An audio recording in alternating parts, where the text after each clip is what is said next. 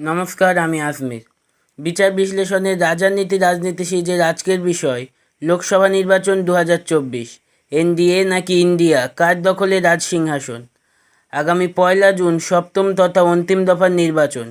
এদিন বাংলার যে 9 কেন্দ্রে ভোট গ্রহণ হবে তার মধ্যে অন্যতম হাই ভোল্টেজ কেন্দ্র উত্তর 24 পরগনার বারাসাত। বর্তমানে এই লোকসভার অন্তর্গত 7টি বিধানসভায় উত্তর 24 পরগনা জেলায় অবস্থিত। এগুলো হলো হাবড়া, অশোকনগর, রাজারহাট নিউ টাউন, বিধাননগর, মধ্যমগ্রাম, বারাসাত এবং দেগঙ্গা। এই লোকসভা কেন্দ্রের সবথেকে সফল দল ফরওয়ার্ড ব্লক।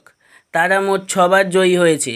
5বার জয় পেয়েছে তৃণমূল কংগ্রেস, 4বার জয় পেয়েছে জাতীয় কংগ্রেস এবং 2বার জয়ী হয়েছে সিপিআই। শেষ 3বার এখানে সাংসদ হয়েছেন বর্ষীয়ান তৃণমূল নেত্রী কাকলি ঘোষ দস্তিদার।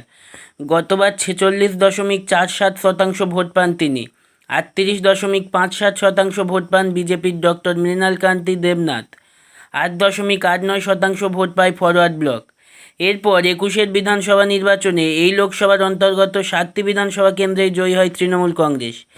এবারও শাসক দল প্রার্থী করেছে বিদায়ী সাংসদ কাকলি ঘোষ দস্তিদারকে, বিজেপি প্রার্থী করেছে স্বপন মজুমদারকে, ফরওয়ার্ড ব্লক প্রার্থী করেছে সঞ্জীব চ্যাটার্জিকে, আইএসএফ প্রার্থী করেছে তাপস ব্যানার্জিকে। আমাদের সমীক্ষায় ইঙ্গিত এবারও জোড়াফুল ফুটতে পারে বারাসাতে।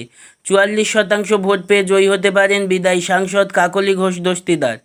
41% ভোট পেতে পারেন বিজেপির স্বপন মজুমদার। 9% ভোট পেতে পারেন কমরেড সঞ্জীব চ্যাটার্জি। মাত্র 3% ভোট পেতে পারেন তাপস ব্যানার্জি। যদিও পুরোটাই একটি সম্ভাবনা মাত্র, ভোট বাক্সে শেষ কথা জনগণই বলবে। আজকের মতো এই পর্যন্ত, দেখা হবে পরবর্তী ভিডিওতে।